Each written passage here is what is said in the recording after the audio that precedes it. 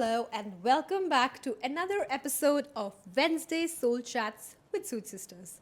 Yeah, Nemo, don't you think that healing isn't all rainbows and sunshine? It's not cute. I mean, it's messy and uncomfortable. I think दुनिया का सबसे biggest or hardest challenge is healing. Trauma तो मिल गया. I mean, our body is used to living with that constant cycle of sadness and depression or maybe uncomfortable feelings. But जब उसको actually fix करना चाहो, that's the hardest. Absolutely. The cycle breaking and the change, you know how change is always uncomfortable. Healing is also very uncomfortable, contrary to the popular opinion ki it's all nice and rainbows and sunshines and crystal jala lo and sage kar lo and then you are healed or sort of sound healing kar lo, you're healed. But it's so much inner work. Those things definitely work. Those are tools, but until you're not aware of yourself, ki yaar, this is the area of my life that I want to work on, then these are great tools to help you move into that direction. And so far, we've talked about how the podcast started and what was the purpose behind it. Yeah. But how has been your healing journey, Nano? You know, I would say that Nemo healing is like, as you said, it's a journey. It does not stop overnight. It's you have to do it each day, every day. For me, it started when I hit rock bottom, when I lost my husband. That is when everything surfaced. Even my childhood wounds, everything surfaced. That is when I started, this healing journey. I mean, we've got bad situations in life, but then Yeah. what's the next step? So what do you do? Yeah, I think number one thing when you start your healing journey is to feel everything. You just cannot put anything and everything on the back burner or in a closet and think, yeah, right now, let me just, doom scroll or let me just distract myself. The thing is, what I do is what has really worked for me is that when I'm feeling a certain feeling, if I'm feeling sad or if I'm feeling overwhelmed, I will sit with that feeling and I will handle it head on and then move on. And then, continue the next thing.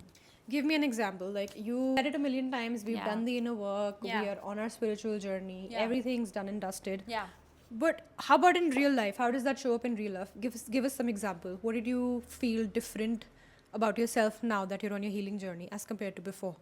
See, for example, if I'm feeling sad on a certain day, like if I wake up and if I'm feeling overwhelmed or sad, I take the day off. Yeah, I mean, okay, I have the luxury to do that. Not everybody has the luxury to do that. But if I want to feel, I will bet rot. I will stay with the feeling and I will let that emotion pass.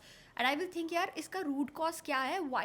Where is it stemming from? Like, what is the root cause of it? So I will go back to that situation and try and fix that situation and yeah, and then go about my day. Yeah, I think also another thing that you do is you come and scream at all of us and then you're over it. Yeah, of course, I scream at all of you. That's also something I do. And also, I like to put on music and dance. I don't know how that just brings me back to life. Like, that is something that uplifts me. Okay, so bed rot or throw a dance party. And That's or, your mantra. Or throw tantrums. That I think happens anyway. And how about you, Nemu? Like, I mean, you have your hands full, your plates full. You're a mom, you're an entrepreneur, you're running two businesses, you run a podcast, you're a cake artist. So how do you manage? I mean, like, how do you sort out your brain clutter? And what was your point of, when did you feel that you need to work on yourself? You're so true that you mentioned that. Just the other day, while I was, how sometimes when you're taking a shower or you're brushing your teeth and your mind goes into the oblivious, into the eternity, and all the thoughts come channeling in. I was like, yeah, I played too many roles in my life. I should give myself more credit for that. That goes out to all the moms. Shout out to all the moms. I don't know how do you do it. Like, ye possible nahi hai. I don't know how do you manage your 24 hours in a day. Yeah, I think this is a podcast in itself, like mom life and Masi life. That's like semi-mom. So apart from that, what I was going through is like, yeah, kitne roles are that you have to play. You've got to be first. You've got to be a mom because that's like priority. You got to be a mom. You got to be a wife. Then there's You gotta be my sister. That's not easy. That's coming next. Yes, you've got to be Nanki's sister. Actually, not easy. Anyway, I can tackle you. You're like this for me now. There's, being a daughter, being a daughter-in-law. And being Nemat, the most important thing. Somehow Namath takes the back seat.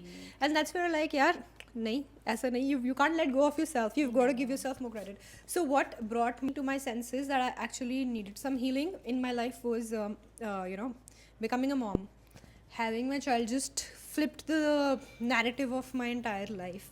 कि भाई पहले तो I think हम party पे थे before बच्चा. Life was a party before you have a kid. For the people who don't have a kid yet, I think don't take that time for granted. So yeah, so all those roles that you play, and so what I have figured out, and Sood Sisters has been a great part of it.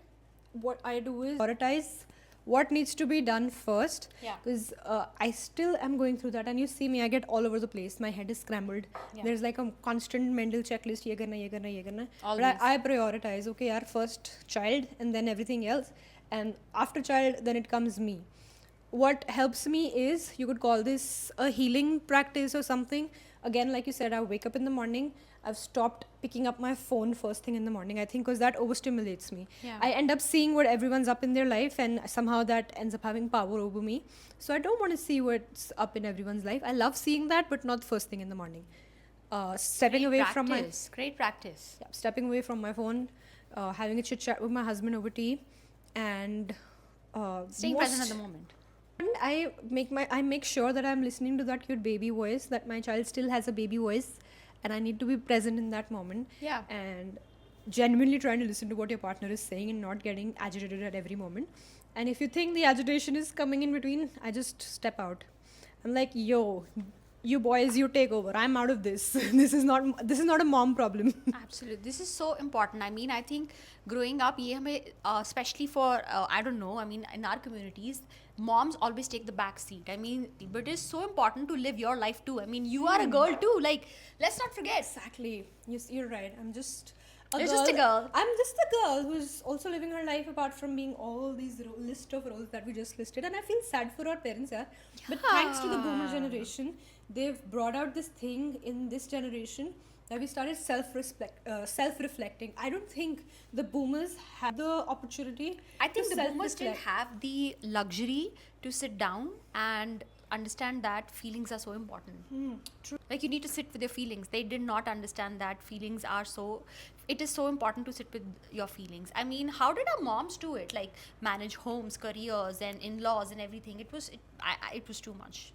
Hats off to that generation. So Nemu, what do you think? I mean, I would say that let's not glamorize healing.